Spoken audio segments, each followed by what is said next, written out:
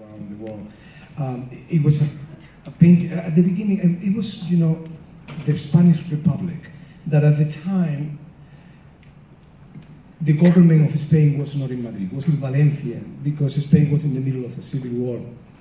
And so a guy by the name of Josep Maria Sert traveled to Paris to ask Picasso to paint a mural for the Universal Exposition of Paris in 1937. And Picasso never painted these huge paints. At the same time, he didn't feel like doing a propaganda. Picasso was a very particular man.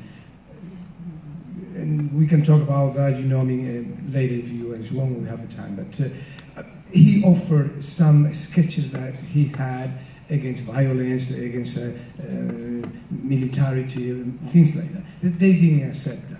In the middle of this kind of tribulation between the Spanish Republic and Picasso, Guernica was bombed. It was bombed by the Condor Legion, who was a squad of planes from Germany that literally were rehearsing in Spain what they practiced later on in the Second World War. And they killed an incredible amount of people in the village of Guernica in the Basque Country in Spain. So when Picasso saw that, and it's true that actually Dora Maar pushed him to just react, because Picasso was kind of passive at that point. There was even a letter from the New York Times complaining about the passivity of Pablo Picasso. What are you doing? They said, so he wrote something for the New York Times, and he said, okay, I'm going to paint this, I'm going to need a big canvas, I'm going to do this painting. And the painting was very interesting because Dora Maar made 7 pictures of the painting. They were very famous because you can see all the process of the Guernica. In one of those pictures, I think it was number 3 or number 4, he took a position politically. He took a position in terms of ideology, and he put a fist in the middle of the painting. And at some point, he just realized that that was going to take that painting in one direction, and so he erased it.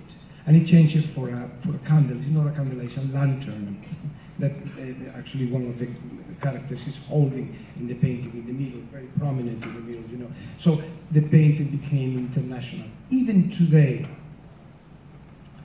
if you see on television, or unless it happens to me, the war of Syria, for example, and the bombings that are happening in Syria these days, the Guernica still has something to say about that.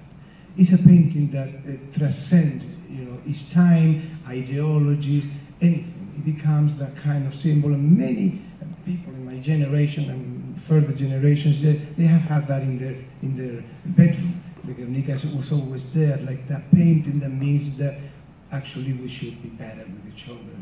But Dora Maar maybe can talk about that a little bit more, because she is the one actually that pushes Picasso to do so. I think you've kind of covered it, but I think